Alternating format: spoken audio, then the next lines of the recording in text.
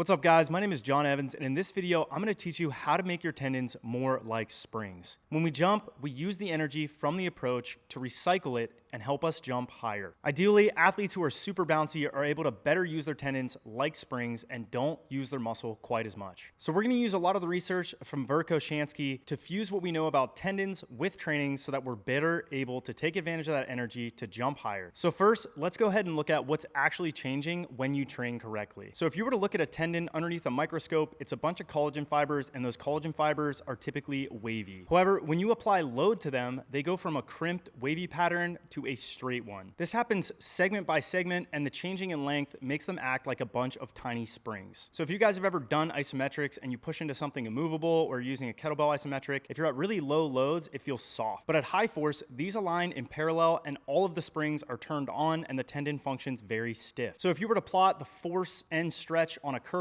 you would see it look like a standard S shape. There are three regions to this curve. The first is called the toe region, the next is the linear portion, and the last is the ultimate failure. In the toe region, you're just removing the slack from the tendon. In the linear region, you're actually getting a lot of force for each unit that these tendons lengthen. And at the end range of that curve, you're getting to ultimate failure, where you're actually breaking those links and maybe causing a little bit of failure. So the one that we're gonna focus on is that linear portion. Typically, you're gonna see about 6 to 8% of deformation during this period. But once you get past that, you actually get to ultimate failure, where you're causing a little bit of damage that could spur on adaptation. This failure can signal the tendon to start remodeling, and this ultimately gives you a stronger tendon. For perspective, let's compare tendons to ligaments. Tendons are a bunch of specific collagen that is very, very elastic in parallel that connects a muscle to a bone. Ligaments connect bone to bone, and the collagen isn't necessarily directed in one direction. It goes in all different directions to give you a little bit more stability. One important thing to note is that between these collagen fibers in tendons, there are something called crosslinks. The more crosslinks that you have in the collagen fibers, typically the more elastic it is going to function. Now remember, if we want our tendons to act more like springs, we need more of those crosslinks. So when we talk about being able to recycle the energy that we get from an approach, we have more crosslinks in the right direction, and when that tendon stiffens up, we get a lot of energy out of it. There are tons of examples of athletes who have very, very stiff tendons and tons of crosslinks. The one that comes to mind is Stephen Holmes. If you look at all of his metrics across the board, he's not insanely strong in squatting, he's not insanely powerful in power cleans or power snatch, and if you look at a lot of his 2-foot jumping, it is unimpressive. However, when you throw him into approach, he takes all of that energy from the approach and orients it vertically, which results in some of the highest vertical velocities of all time. The more energy you give him into the approach, the more energy he gets out of it. He is incredibly efficient at recycling the energy from the approach and using it in his jump. So by the end of this video, hopefully you'll understand how tendons store and release that energy and function more like springs and less like ropes. You're gonna understand what true plyometrics are, specifically shock loading, and how to implement that in a very systematic way into your training. And I'll give you an exact 6-week protocol to use to best take advantage of your tendons and get them functioning like those stiff springs. So first, let's go over the musculotendinous unit. The musculotendinous unit is the muscle, all the muscles that are innervated by it from your nervous system, and then the tendon which connects to that muscle and then to the bone. You can view the muscle like the motor. The more motor neurons that you recruit, the more force that you get in that muscle, and the more force you're going to be able to apply to the ground. The tendon is going to function like the spring. It connects the muscle to the bone, and it allows us to take advantage of that elastic energy, reuse it, and get more energy when we push upwards. Let's go over what this looks like in a jump or sprint. So using those toe regions, the first thing that happens when you land is that you're going to take the slack out of that toe region. Essentially, your collagen is going from that wavy shape to a parallel configuration. At this point, you're going to start to build up the energy in the tendon, and you're going to travel up the linear part of that S-shaped curve. Now the key is being able to reverse that energy really quickly, so we get a lot of the energy that we stored during that elongation period and allowing us to jump higher during the push off. You can view it like we're borrowing energy from the approach, storing it in the tendon, and then using it to get a higher rebound. If you guys have ever seen gazelle prance across a safari, you've probably noticed that it looks like they absolutely bounce. And the reason for this is that they have crazy tendons with a ton of crosslinks. They have very short muscles, and those tendons are incredibly efficient during that linear region. They deform quite a bit in terms of absolutes, and they get a lot of energy back. track. They're incredibly efficient at recycling elastic energy. Now, dissimilarly, if you guys have ever seen a tiger or something like that jump off the ground, it is hyper muscular. They don't have much of a preload and they're using their muscles to project themselves upwards. You guys have probably seen that video of the tiger jumping upwards for a piece of meat, and it looks like he jumps 48 inches off the ground with just sheer power. Now, they still have tendons, but if you're looking at something like a gazelle bouncing across the safari, again, you can tell that they are using the energy after each successive jump to jump higher, farther, and faster. So let's dive into a little bit of Keith Barr's research. I find this super interesting, and that is the way that there are different regions of the tendon that function a little bit differently. So near the muscle end, there is a lot of potential for adaptation. This is where you're going to see a lot of the shear forces happening. However, as you get closer to the bone, it functions much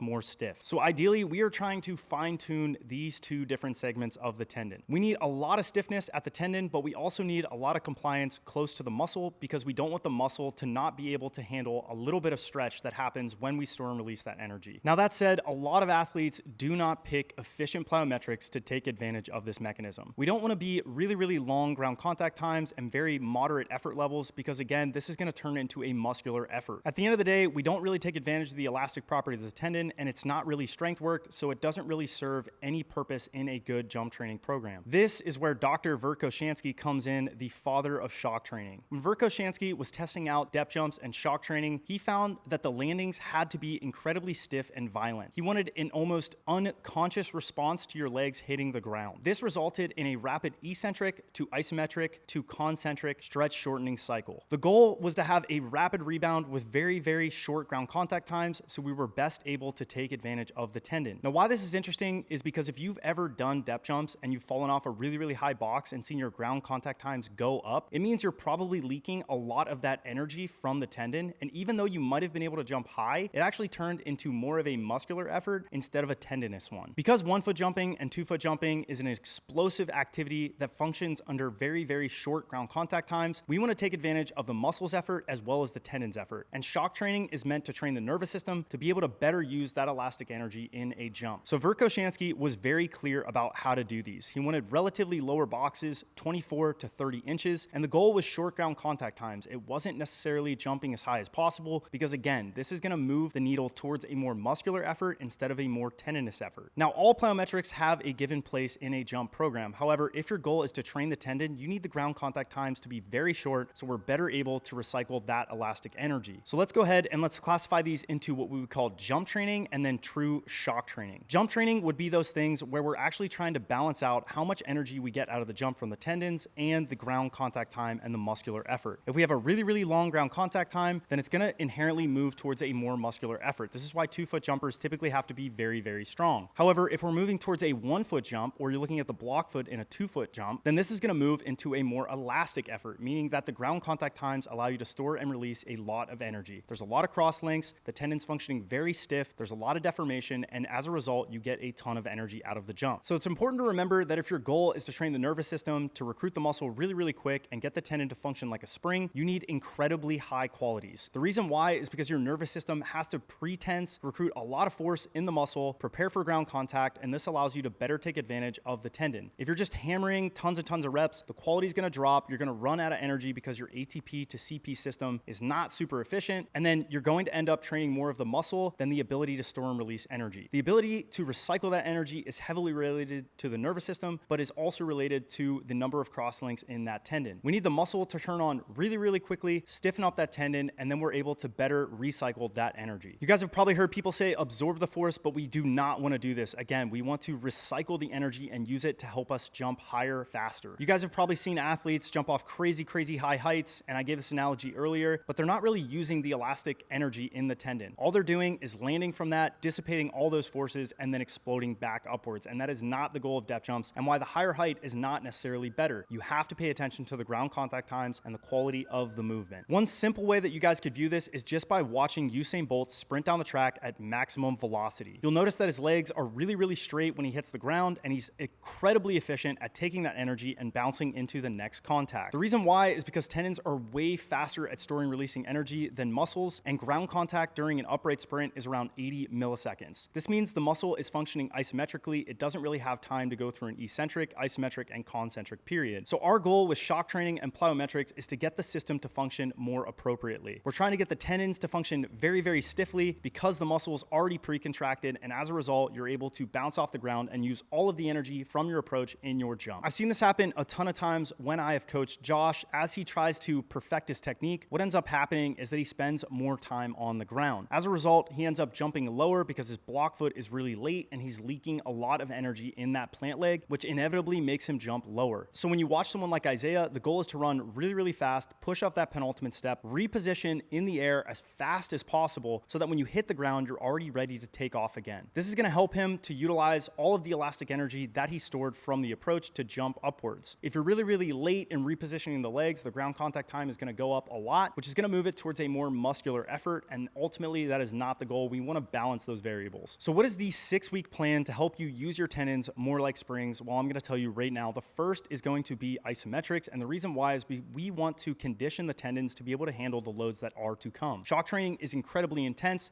and the isometrics are going to help the function to improve the number of cross links that happen in parallel. Typically, I load these every 6 hours, and this is according to Keith Barr's research because he basically demonstrates that tendons can't adapt faster. And even though this wasn't a petri dish, I do think it is super relevant, and in practice, it has worked for me and my athletes. So to do these, you're going to want to pick an isometric exercise, whether it's for the Achilles or the patella tendon, where you're loading it at about 70% effort for 30 to 45 seconds. You're going to want to rest about a minute and repeat that 3 to 5 times because this does appear to be the threshold for adaptation in the tendon. The reason why it works is because you're giving steady tension to the tendon over a longer interval, which allows for the cross links to slide apart and you to load the entirety of that tendon. After about a week or two of this, you can build in slow squatting. The reason why is because jumping does take advantage of the stress shortening cycle, which is an eccentric, isometric, and concentric condition. So the tendons are really tuning those springs, so we're getting more cross links in the right direction. And the heavy, slow strength training is going to train the muscle to be able to use that tendon a little bit better because you still have to be able to apply eccentric force, isometric force, and concentric force. If you're doing this for the calf or you're doing it for the quadriceps and hips, typically I'll load 4x6 with a 4-second down, pause 1 second, and 4 seconds up. Again, this is not necessarily just for tendon health, but it is also for performance. We're trying to increase the engine size. We're trying to increase the displacement so we get more horsepower on our jumps without pissing off the tendon. We're essentially teaching those collagen fibers to handle force a little bit faster and tuning the muscle so it is better able to handle that force as we progress to the next stage. So after doing about 3 to 4 weeks of that, you can then move into storing and releasing elastic energy, typically in the form of landings first. Now, this is a primer for the following step to come. If you just jump into depth jumps, you're not going to be able to store the energy, and you're definitely not going to be able to store and release the energy because you're going to get to that failure range, and that is not what we want. Typically, you can start by jumping off an 18 to 24 inch box, and you don't need a lot of volume here. I typically keep it around 4x6 with long rest periods between each drop. If you look at Verko Shansi's recommendations, he wants athletes to land completely tall with a stiff torso and no give in the legs when they land. So at this point, if you were to view the gazelle that I talked about, it's really just being able to land from that really, really fast. So you're seeing these big spikes in force and the tendon is starting to deform. Now the difference is we're letting that energy dissipate and we're not recycling it yet, but that happens in the final week or two of this progression. And that is going to be depth jumps or shock training. This is where we're taking all of those previous elements and using them to potentiate what we do in this last week or two. During this period, you're going to want to do this once or twice a week, and the goal is to step off a box with